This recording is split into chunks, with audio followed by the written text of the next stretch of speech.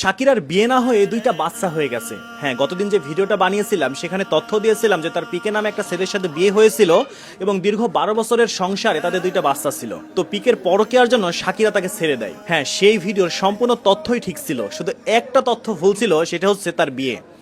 দেখেন, আমাদের বাংলাদেশে সাধারণত প্রেম করে পরকীয়া অনেকে করে, কিন্তু যখন বাচ্চা হয় সেটা প্রকাশে আসে তখন বিয়ে না করে কিন্তু বাচ্চা খুব কম মানুষেরই হয়, আর যদি হয়েও যায় সেটাকে সন্তান বলা হয়। কিন্তু আমার জানা ছিল না যে কলম্বিয়ার মতো একটা দেশে বিয়ে না করেও বাচ্চা হলে তারও একটা নির্দিষ্ট পরিচয় থাকে, তাকে খারাপভাবে কেউ কিছু বলে না।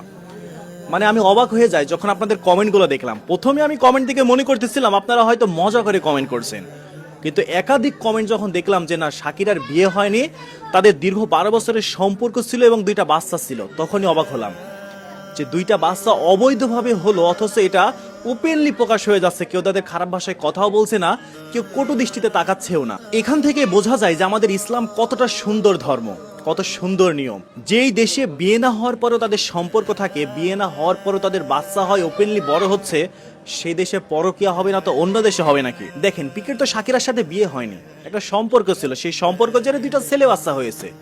তাহলে তার তো কোনো বাধ্যবাধকতা নেই যে তার শাকিরার সাথেই থাকতে হবে, এর জন্য সে পরকীয়া করছে, এটা স্বাভাবিক। যেই দেশে বিয়ে না হলেও বাচ্চা হবার পরে সেই বাচ্চার স্বীকৃতি পায়, সেই দেশে বিয়ে হওয়ার কোনো গুরুত্ব আছে বলে তো মনে হয় না।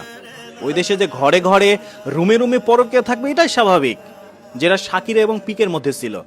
তবে সবচেয়ে দুঃখজনক একটা ব্যাপার, পৃথিবীর ভিতরে 750 কোটি মানুষ, তার ভিতরে ম্যাক্সিমামই বিধর্মী মানুষ, যাদের ইসলাম সম্পর্কে কোনো জ্ঞানই নাই। পৃথিবীর অনেক অনেক দেশ, অনেক অনেক জায়গা আছে যেখানে ইসলাম যে একটা ধর্ম, এটাই অনেকে জানে না, যার জন্য তারা ভুলের ভিতরে রয়েছে। আর এই ভুলের ভিতরে যাওয়ার জন্য শাকিরার মতো একটা পপুলার, এত সুন্দরী একটা ব্যক্তিরও জীবনে ভালোবাসা জোটেনি, তার সংসার জোটেনি।